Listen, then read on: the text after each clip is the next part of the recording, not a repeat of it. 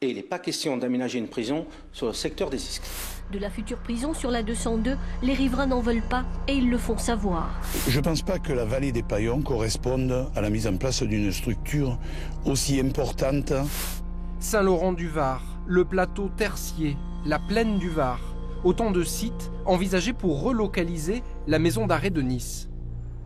Effectivement, ça fait plus de 25 ans qu'on parle d'une nouvelle prison, parce qu'avant même que j'arrive ici, on parlait déjà d'une nouvelle prison. Depuis que je suis ici, on a souvent vu des projets, des idées émerger comme ça d'une nouvelle prison à Nice. Et puis en fait, on se rend compte que rien ne bouge.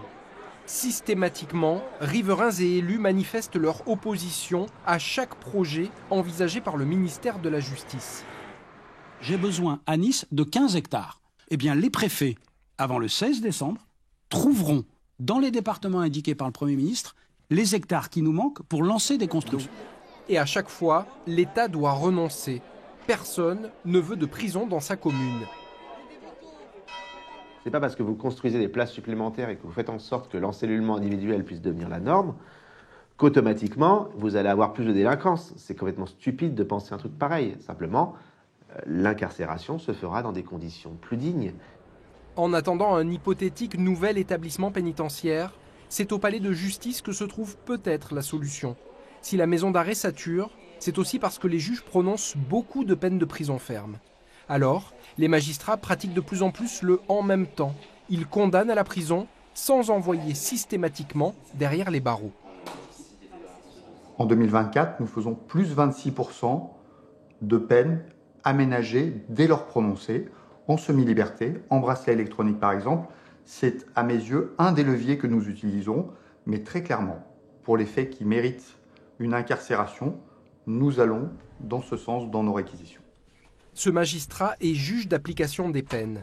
C'est lui qui décide si un détenu peut bénéficier d'une sortie de prison anticipée, sous bracelet électronique ou en semi-liberté par exemple. Une procédure qui nécessite de consulter le parquet. J'ai un dossier d'une personne qui est actuellement sous bracelet électronique. Et on a une demande de libération conditionnelle pour ce qui le concerne, parce qu'il aimerait pouvoir tenter une antibiothérapie en Géorgie. Mais, expulsion? Non, pas expulsion, il est français, il y a tout qui est... Il est français, il est marié, il a 4 enfants ici, il est installé, il n'y a pas de risque de fuite. Pour simplifier encore les choses, au tribunal judiciaire de Nice, on travaille sur une innovation qui pourrait concerner des dizaines de détenus. On a mis en place un groupe de réflexion pour créer une nouvelle voie de décision rapide.